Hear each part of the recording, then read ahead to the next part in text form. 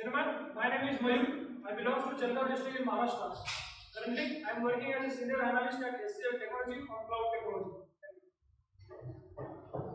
Good afternoon, everyone. My name is Rishabh Kumar, and I have come here from Pathankot district of Punjab, and I am currently a student who is preparing for the CDS and CAPF examination.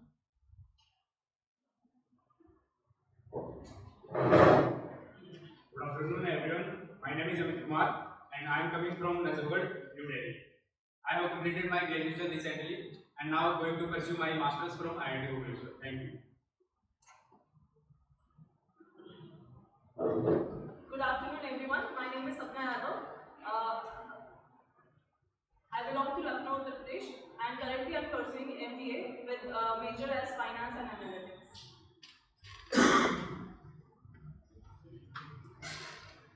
Good afternoon, everyone. I am coming from Lecturette district of Uttar Pradesh, and I am currently working in the government as a cybersecurity professional and also doing my MTech in Pune University.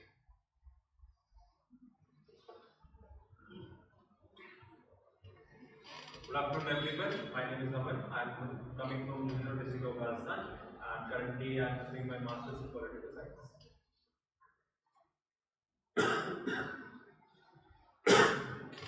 Good afternoon, everyone. I am Saurabh Chauhan, and I am coming from Uttarakhand, Podi Garhwal district, and currently I am preparing for government examinations.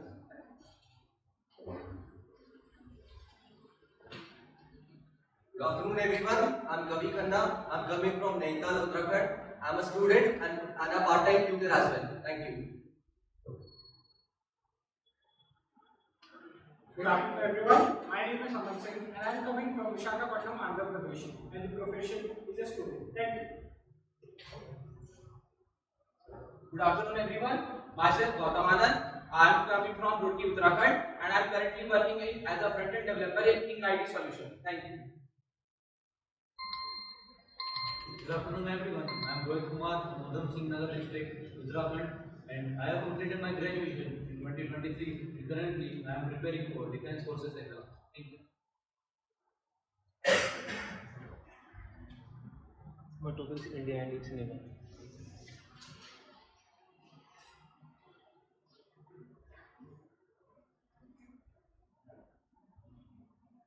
So, gentlemen, the topic on which I am going to speak is India and its neighbor. India is surrounded by many neighboring countries.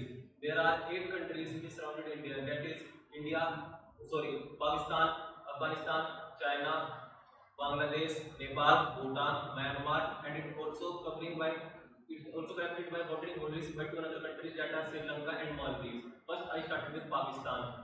Pakistan is get independence day before India in 1947. From the starting, India do not have very good relations with the Pakistan. We are also trying to improve relations with Pakistan many times, but India fought many wars. I think we fought around 4 wars with Pakistan, and the thing is, in recent years, the relations are not so good. And another country is which is China. India and China are one of the greatest power in South Asian region right now. And if India wanted to be a superpower, as we are aiming to become superpower till 2047, then we have to maintain a good relation with China also. Now I am covering another country, that is Nepal. Nepal is considered India as its big brother, and we have helped Nepal many times. In 2014, when Nepal is hit by a major earthquake, India gave aid to them and helped them. And the another country is Bhutan. India is helping Bhutan selflessly. India has provided them many economic benefits also. And the another country is Bangladesh. Bangladesh got independence in 1971 from West Pakistan. Earlier, Bangladesh is known as East Pakistan also. But due to the West Pakistan do many crimes in East Pakistan, that's why India helped them to get their independence. India is also shared its longest border with Bangladesh. And the other country is Myanmar. The border of the India and Myanmar is open, and there are many kind of insurgencies also happened through that border. And the other thing is, India is also वहाँ से थोड़े बहुत drugs वगैरह भी जा रही है. And the other country is Sri Lanka, to which India connected with land border. In recent years, around 2 years back, Sri Lanka is facing major economic setback. India has helped them very much, and also during the Corona time, India has helped them by giving them COVID and Covishield vaccine in free of cost. And the other country is Maldives. In recent years, from earlier times, India and Maldives are good friends. But in recent times, India and Maldives are in a little bit of dispute because Maldives president do some comment on India as they see that India is improving their luxury. So India have to, if India wanted to become a superpower, then India need to become help. India need to have a very good relation with its neighbor also, with Pakistan or China. We are the government as and also their policy also. Thank you.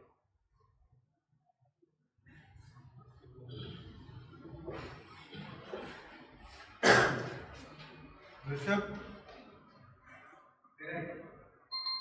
Now. Friends, the topic of my lecture is about my favorite dream. I'm very happy to tell you about my favorite dream. I will divide my topic into some parts, like where it was, how it went, what are the beautiful moments I enjoyed, and the lesson I learned from that dream. Gentlemen, it was a Friday night, and I decided to utilize my next 2 days of weekend. So I asked my roommate, will they come? They said that we already had been to the Kirkandra lake. So I decided anyhow I have to utilize time. So I decided to make first solo trip. So evening I did the journey and next morning I landed to the Kasol. Gentlemen, what was the view? The Kasol was all surrounded by Himalayas, mountains. And if somebody asks me now, what is the human on earth? Then I will say the human is only on Himalayas. Gentlemen, on that day I booked the camping and settle myself. In the camping, I find few more solo people welcome. They become my best friend for that trip. So we 3 people started the day and exploring the Kasol. We went to the Manikaran. We visit the Prachin Shiv temple and Gurudwara there. Gentlemen, we had enjoyed the prasad there. We interact with the locals. We interact with the locals how they manage their day-to-day life at such a height. We enjoy their culture and local food. Next day morning, we started our Kirkandra trek from the Kasol. Gentlemen, in the trek, we listened the songs, we did the dance, we did the masti, and covered up our trekking. In the way, also we had cooked up the Maggi, so we enjoyed the Maggi on top of the mountains. By the evening, 6 p.m., we reached the Kirkandra, that is the topmost point. Gentlemen, what was the feeling? It was about the time of sunset, and when we are at the top, we enjoyed the beautiful sunset. That was the sunset which took the beautiful moment, which has captured the beautiful place in my heart. So, gentlemen, next that time we did a bonfire, we enjoyed the music, we stayed together, we installed the camping, and we managed all the things ourselves. Next day morning, we started descending down. Between the journey, being interested in capturing the pictures and creating the reels, I created reels and we enjoyed the trip. Gentlemen, after reaching town, we were exhausted, but we again visited the Manikaran. There was a hot spring. We take the bath and our all tiredness has been went off, and we again become fresh up. And next day morning, we come back to the Delhi. Thank you.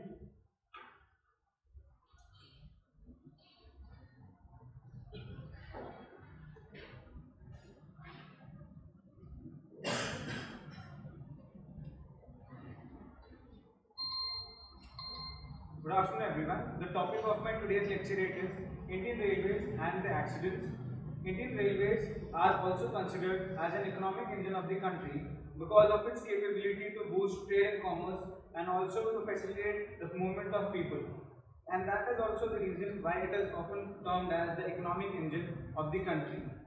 Indian Railway today is the 4th largest train system all over the world, with just behind USA, Russia and China. As we all know that Indian Railways, we got independence in the year 1947. So after the independence, the Indian Railways was subdivided into various zones, and today Indian Railways organizes more than 13,000 passenger trains and now 9,000 freight trains, which shows how responsible and how overburdened the Indian Railways is. It is because of the geographical complexity and the social and economic background of the country. As we all know that with great responsibility comes with great power comes great responsibility. So in order to manage this, the Indian Railways has a huge burden on it, because as we all know that the number of employees in the Indian Railways, they are very low, but the trains running on daily basis is much higher. So Indian Railways has seen a number of accidents in the recent times, such as the Kanchenjunga Express, which recently collided with a goods train, and that is not a good sign. As we all know that more than 2 crore passengers travel on daily basis. So it is the responsibility of the Indian Railways to maintain the safety of such passengers. And there are a number of dignified individuals which sometimes also travel in the trains. So it is the duty of the Indian Railways. And talking about the major initiatives taken by the Indian Railways to counter such incidents, Kavach system, which is an anti-collision system, was recently introduced, but due to the large-scale network of the Indian Railways, it is taking time, because Indian Railways has more than 68,000 kilometers of rail route. So, and the money required to install Kavach system is very high. It requires more than 45,000 rupees. But initially we are lacking, but soon we are going to install. And we have, apart from this, the Indian Railways is developing at a very rapid pace. The Prime Minister Modi's initiative to introduce Vande Bharat trains, it does not only facilitate economic development, but it also promotes tourism, which also acts as a soft power to influence the world. In the end, I would like to conclude with the fact that we as Indians have emotions related to the Indian Railways because of the fascinating environment and the natural beauty. Thank you.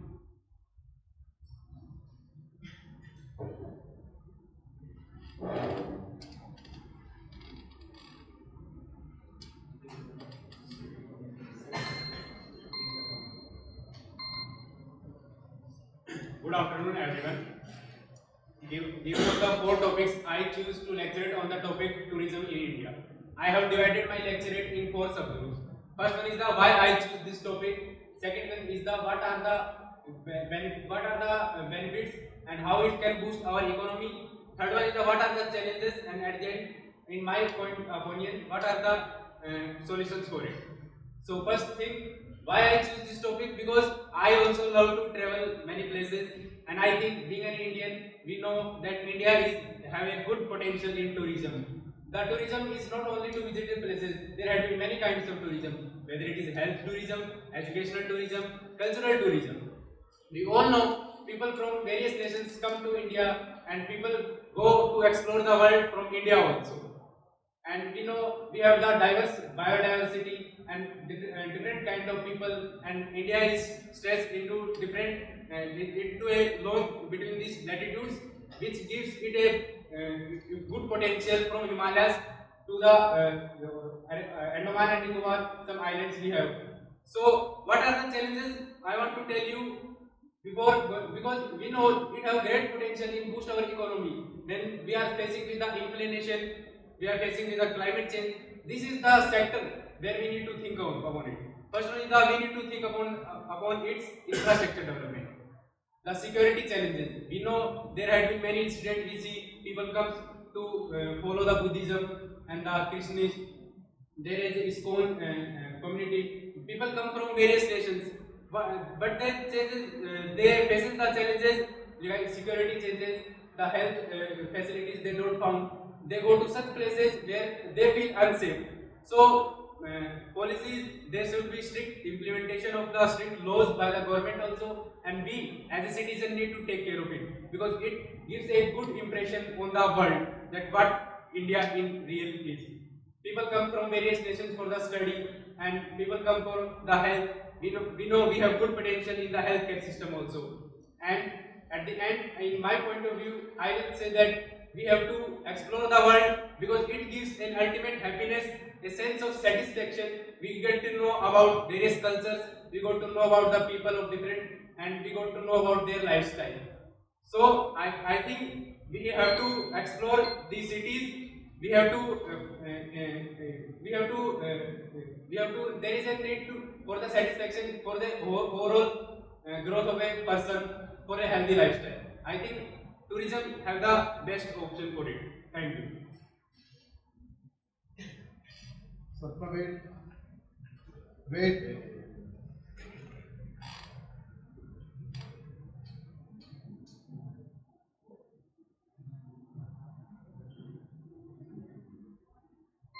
Now.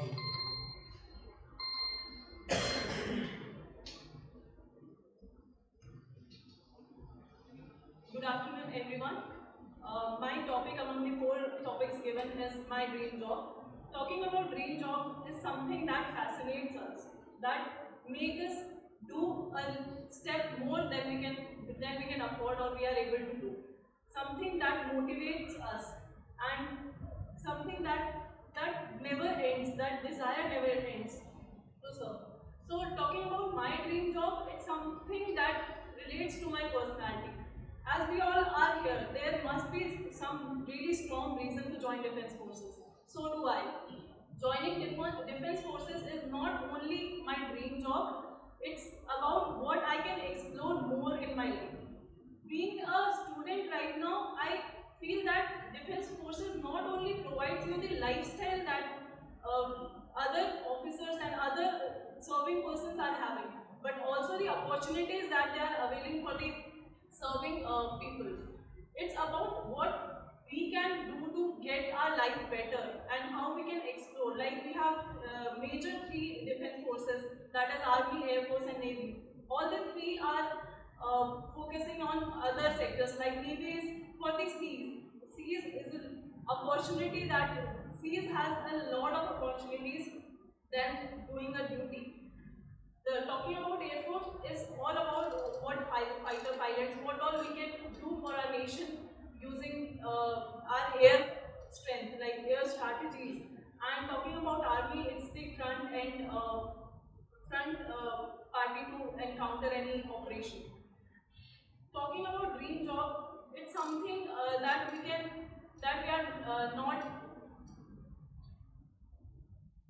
are not able to ignore, and something that really helps us exploring different cultures as well. As defense forces not only gives you the opportunity to interact with people, as I am interested in trips and interacting with other people, it also aligns with that characteristics of mine, that I love to travel and love to interact with people of different cultures. Knowing their culture is also something that I am always passionate about. Other than this, dream job is something that is not only about these things, is something more than this. Contributing for nation is not easy. There are various things that are taken care of while selecting a candidate for even of a lower position. It's not about everyone can do this. Not everyone is courageous. Not everyone is very perfect for the defense forces. It's about what we can contribute to the nation. Other than this, I would like to say, dream job cannot be a proper professional environment that we get. It can also be the life that we want to avail. Like it's not only about trips and having other activities done by us. Time up. Next. The time is up.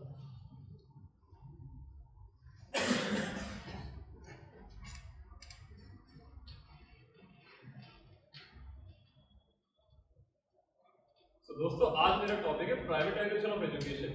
Privatisation of education होता क्या है? अरे मैं हिंदी में क्यों बोल रहा हूँ? यस एग्जैक्टली, मैं हिंदी में क्यों बोल रहा हूँ? सरकारी schools, the government schools in India were not very much developed in the 18th century, 19th century as well as in the present 21st century.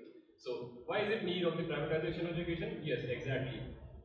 The more developed countries have today the private players running their education institutes, which is giving them a good hand on the other countries.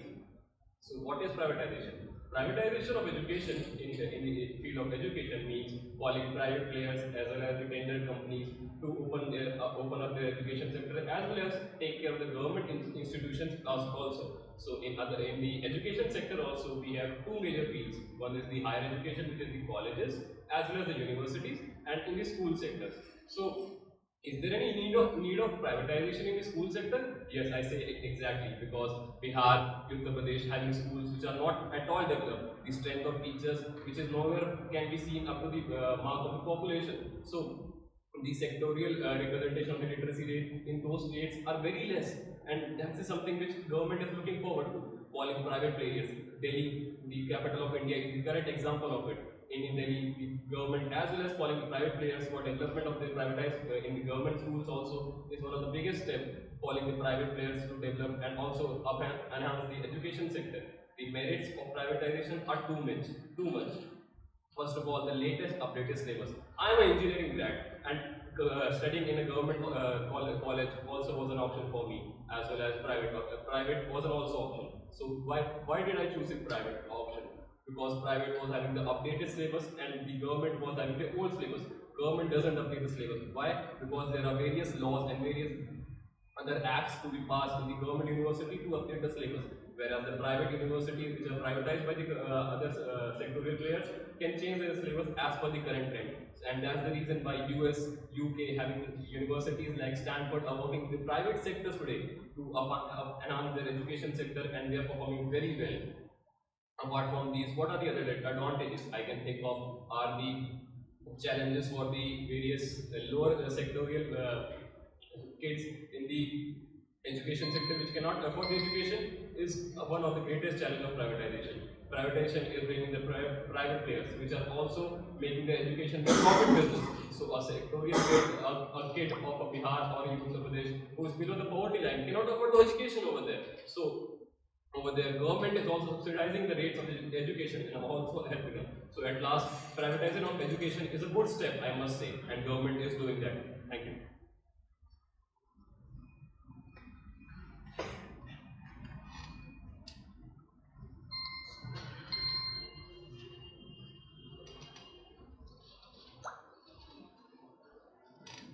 Good afternoon, everyone. So, what we think when we heard the word agriculture? We heard farmers, we think about food, we think about farmers, we think about water, we think about natural resources.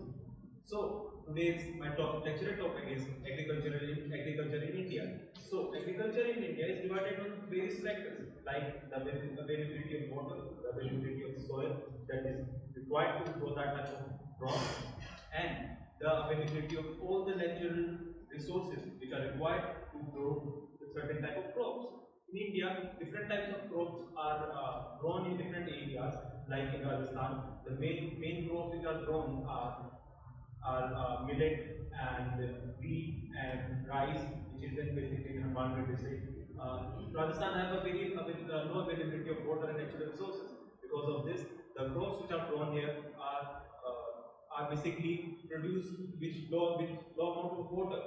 And comparatively, if you talk about the crops in Uttar Pradesh, because Uttar Pradesh have a lot of natural resources, also huge availability of water from the river systems of India. So in Uttar Pradesh, the various crops which are grown are sugarcane, rice, and in some part of areas there is wheat, cotton, and also wheat in winter season, and grapes, pulses, etc. So, what we say if we think about agriculture, we think about also farmers. Farmers in India, mostly about 50% of people are being involved in agriculture, which is the primary sector. The primary sector is responsible for the maintenance of a country, but 50% is a very huge amount. So, and this is the basic reason why people are involved in unemployment, because people doesn't get opportunities to grow themselves. They are still practicing those primitive techniques which are required to grow crops and to harvest that. In India, the education on agriculture is also limited, which is basically a very big threat to Indian farmers, because farmers should be aware of the availabilities that they know. Like in USA, technologies are very good, and also the resources in there are very good, and they produce a huge amount of crops. So in India also we have to build those technologies, and we have to gain those technologies to improve the condition of the farmers. So in my conclusion, I would like to say that if we want to boost the economy of the country, we want to improve our primary sector, which is our agriculture sector, by empowering the farmers and the people who are employed in that. Thank you.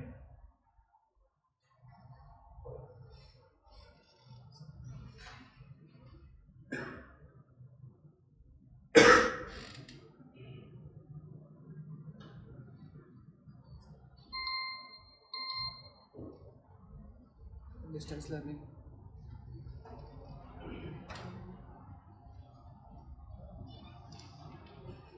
Good evening, everyone. Today's my lecture topic is distance education. I have subdivided my topic into 4 major parts. What is distance learning? What are its advantages? What are its disadvantages? And fourth, what do I think about distance learning? Basically, what is distance learning? If I am reading a book from a big distance, that is not a distance learning, my friends. Distance learning basically means that I am sitting at my home and still reading the things, getting the knowledge, but all the university students are reading at that university. So this is the basic knowledge about distance learning. So the advantages of distance learning is basically the distance learning has provided to the individuals, to the villagers, to the working people, working class of our city. As one of my friends said, that he loves traveling on the weekends. So yes, as weekends are free for the working class people, they don't have enough time to go to the colleges and get the essential education. So what they do is get enrolled in a university and do their distance learning.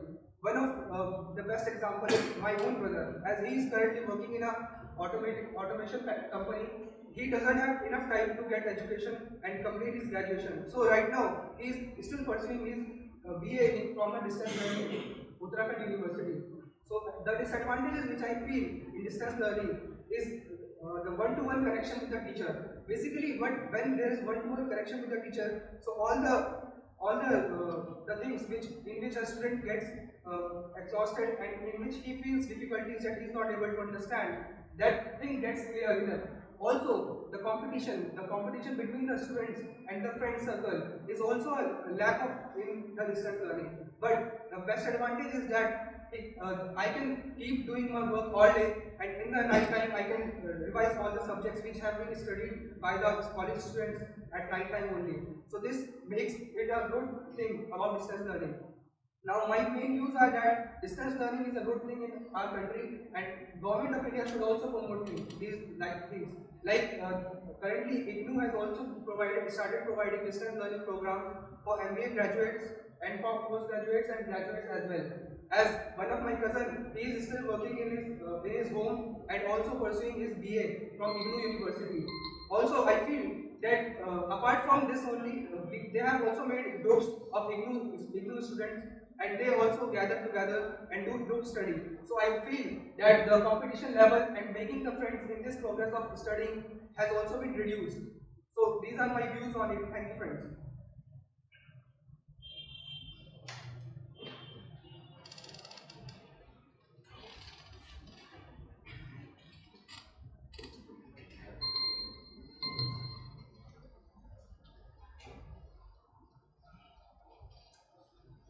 Good afternoon, friends.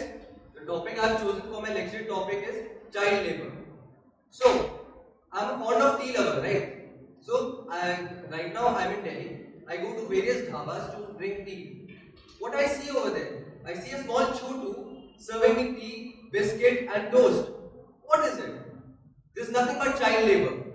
So, it is very clear from that child labor is making the child work. The age of the child is less than 6 years of age, and he is working. Now there are two types of work, right? First of all, it is hazardous. Second, it is non-hazardous. Now in the law, it is clearly mentioned that the working of the child in hazardous activities like tunnels and construction work, it is strictly prohibited in the Indian Constitution. However, there is some kind of liberty which is there in child labor. That is, you can work in non-hazardous activities only if you want to work. It is all upon your willingness. But what is happening? The Indian parents, what they are doing is they are making their child do compulsory work, serving in the restaurant, dhaba, etc., etc. Why is this happening? Simply because, firstly, it is all because of poverty. Secondly, it is also because of a large population. See, we are the most populous country, right? So we have unemployment everywhere, and we need money. Why? We need money to fill our stomach. And because of the because of the poverty, and because everywhere there is poverty, disparity, misery all over the place. Hence, it is the Indian parents, they force their child to work in the factories and dhabas, as I already mentioned, and serve and do construction work, etc. etc. Now, I would also like to tell you there is some kind of positive aspect also in this. It is upon the psychology of the child. See, what happens is while working, you get to know the family conditions. You become more responsible towards your family, which in turn, if you grow up, this feeling of sense of responsibility is there in every child who's working. Hence, what they do is they tend to grow their family and the nation at large, even if they get the opportunity to do so. Now, I would also like to tell you that unemployment is. I'm telling you, there's unemployment in the country. There's lot of poverty in the country due to which child labor is happening. Now, there are certain measures that the Indian government has taken place to reduce this child labor. First of all, right to education. Friends, I would like to tell you that earlier it was a fundamental duty. However, it was incorporated in the fundamental rights that right of education is a right for every child from the age, and it is compulsory education from 6 years to 14 years of age. Secondly, there are things like midday meals, etc. Hence, it is reducing. The child labor is reducing, and eventually it will finish. Thank you.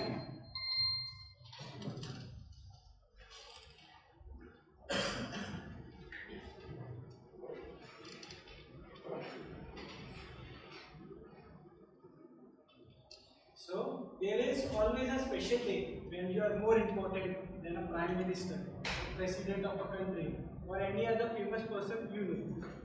Most of you has guessed right and gave a applaud for you because this day is your birthday. My name is Aman Singh and my GTO topic is my favorite day.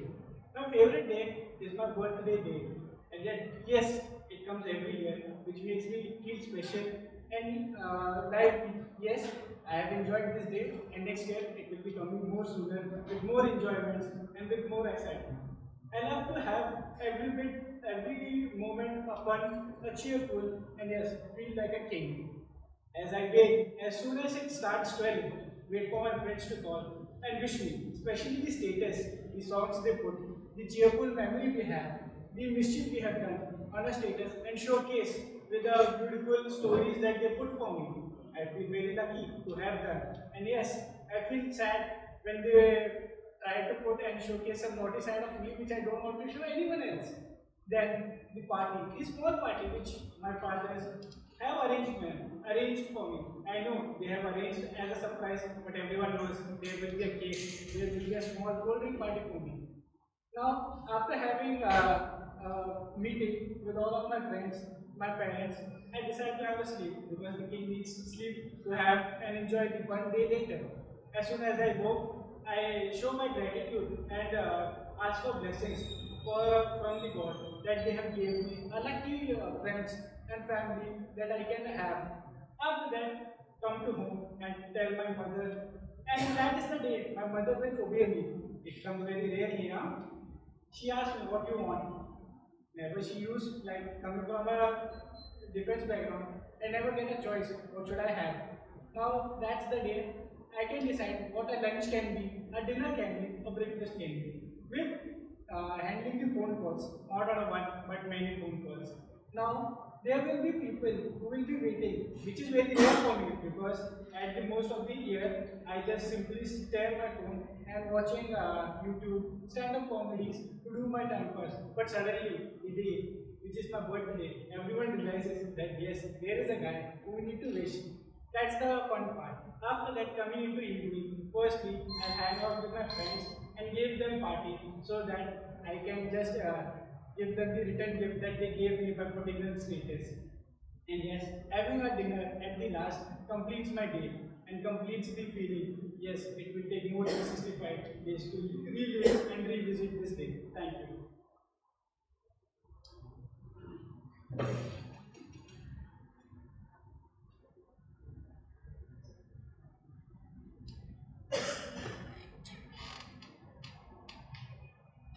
Brain.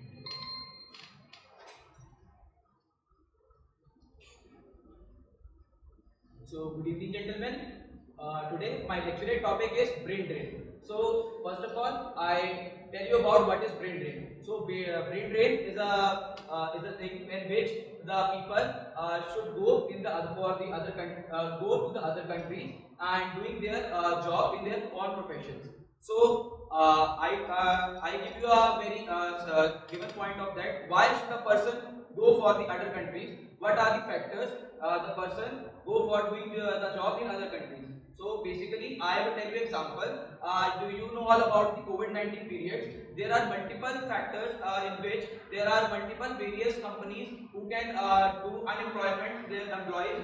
So at that moment of time, there are multiple companies like IT companies, non-IT companies, and the next thing I'll tell you about the brain drain is how you can overcome on the brain drain. So there are multiple factors. First of all, I think should the people also know that by oneself, and they do should counseling for their own by the others. What profession they should used to be preferred to grab in the society, and what are the various factors which are doing what various factors which are they perceive by their own employment. Just like as a computer science engineer, I know where are the companies where I get a job. So that I think that should be very preferable things that can be beneficial for me. So I think also the major factor also government should also get and the company should also get give the various opportunities not in the government sector, in the private sector also.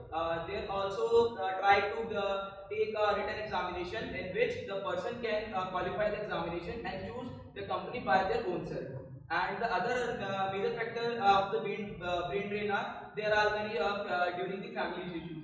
As my friend tell me about the poverty line. So due to the poverty line, there are various families who can afford, who cannot afford by their education on a very younger age or after 12. So most of the people, I tell you about the real incident in Punjab. There are most of the people who get doing job in the Canada because their family does not give the have too much fascinated about the facilities. So I think my conclusion on the brain drain is government should give the chance not in the government sector, also in the private sector to prefer the person to choose their job according to their profession. Thank you.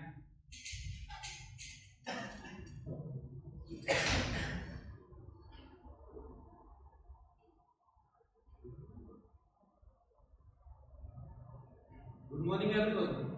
As Kavi mentioned earlier about a short film. So I had a thought, who was that short film? No. Is he out of school? Is he studying? Or otherwise, is he forced to do work there on that stall where he visited? Same incident I had when I visited to a tea stall where 2 or 3 children were working. So I had a thought, are they allowed to do this?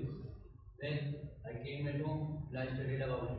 I came to know it is a term known as child labor. So in today's India, we see many children working here and there. So, what causes them to work like this? What are the factors? Why are they forced to do this? What is motivating them? So, we find many answers to it. First, India's population itself.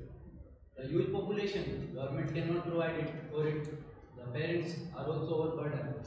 They cannot provide for their education, for their upbringing. On the other hand, also the state of education in today's India, as mentioned by Prince, the government schools are not enough, are not capable to provide education. So children think that it is better to drop out and work for their living. So this is another case. And one more case, they are also motivated by the monetary benefits because they are not taught when to work, when to not. They are just children between the age of 16 to 14. Their right to education is not being heard. Government, authorities, nothing is working for them. We also as a responsible citizen are not working for them. What we are doing, just going, getting served by that short drinking the tea, sipping, and come at home. Have you ever done anything for them? Have you ever thought about doing anything for them? This is known as social responsibility. There is no social responsibility in India especially. I mentioned about government's efforts, their parents' willingness, and social responsibility. Now, what should be the personal state of mind of that Chotu? Why is there? Who told him to work there? The answer is, he knows that he will be not getting something from that home. No facilities, no food. He have to arrange food for the night as his mother is waiting there. His siblings might be waiting there who are 1 or 2 years old. So, what should government do here? Government should provide better opportunities, better employment to their parents. On the other hand, they should also provide better education. Upgrade their government schools. We are already paying huge taxes for those government schools. Why are they not upgraded? Beat the corruption, and also as a society, we should work for them, educate them. Thank you.